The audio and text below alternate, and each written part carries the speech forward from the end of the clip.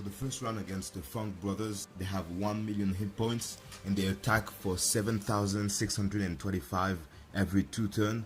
So the tricky thing about them is that when you kill them, they're gonna revive full HP, and then they're going to blow away the characters adjacent to the one that like finished him.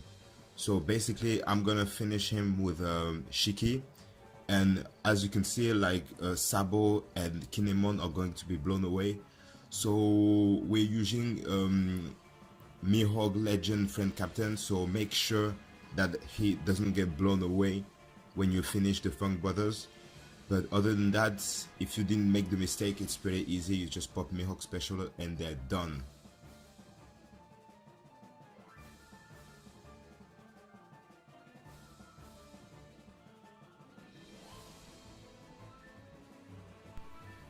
The second round against Frankie, he has 4.2 million hit points and he attacks for 15,300 every 3 turns.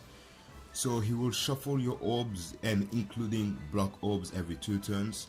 But the tricky thing is that he gets a really high defense shield for 3 turns.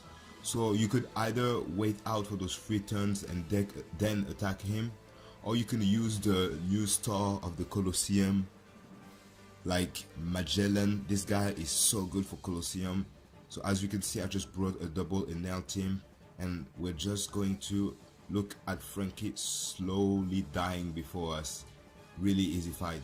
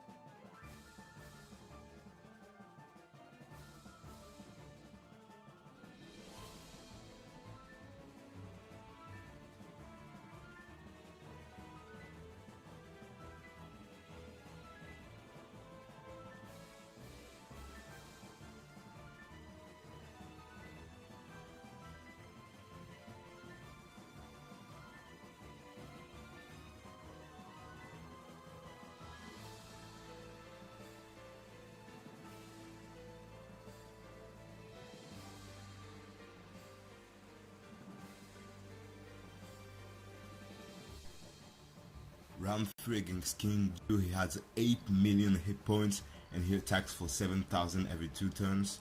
So the thing with him is that below 70% he will increase his attack every 10% until he reaches 150,000 under 20%.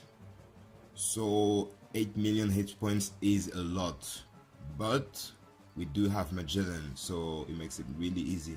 So what I advise you to do, as it's really hard to tank the hits when his attack increases, you just tank the first hits because he doesn't attack for much. And when you see that Magellan poison gets higher and higher, you can use Golden Pound Usopp so you can like dodge the really heavy attacks and get done with him. Easy peasy.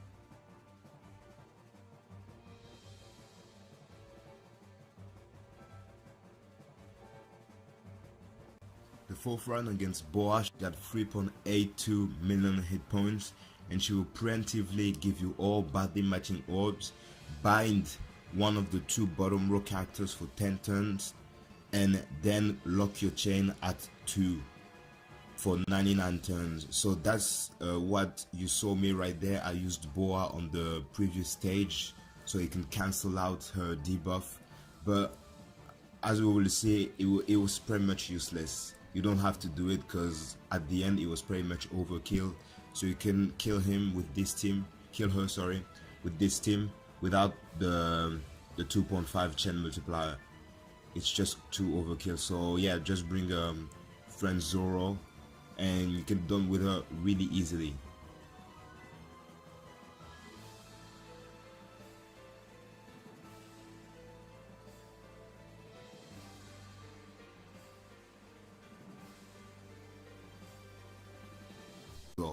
And this final stage is pretty complicated to do free to play, because basically what happens is that you have a mini boss at each stage before fighting the real boss, and it's quite annoying.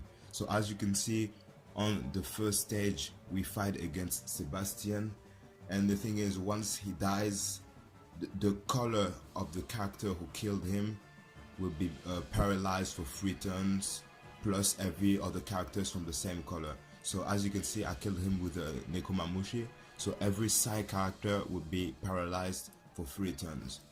But you'll be able to play on that to stall a little bit more on the total, because as you're paralyzed, you won't attack the total and you will gain a bit of turn there.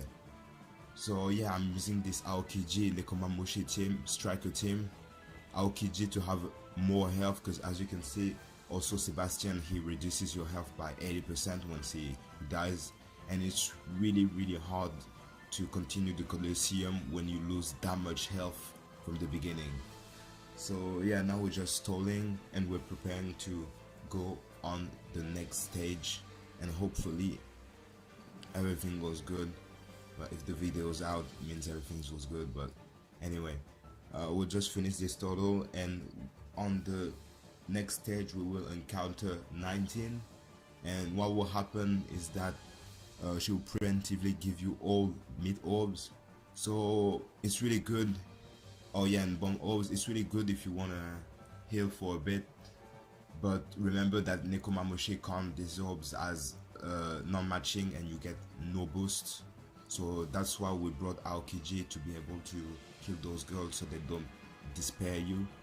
And 19, what she will do, she will gain a 3 turn resilience buff if you put her below 20%. So just don't, because you'll just lose more health, and your health is really important in that Colosseum. You want to lose as less health as you possibly can, because you're gonna tank a lot of hits. So yeah, right there I just let her above 20%, and now I'm gonna finish her. And we're gonna go on the stage 3 against Garam, and Garam, he will preemptively swap your captain for one crew member. So there he swapped with Avida, which gives me pretty much no boost. That's why Nekomamushi is so good for that 3.75 boost. He can take care of everyone by himself, that's why he's so good. And below 50% Garam, he will lock one character for 5 turns. So yeah, just don't put him under 50%. Just kill him straight after. With this team, you will kind of need a bit of orb block. If you get all badly matching orbs, you won't be able to kill him, because Aokiji only does a 2 times boost to all the striker, and it's not that much. So now we arrive on Boa. She does the same thing than on round 4, but this time she has 1.6 million hit points.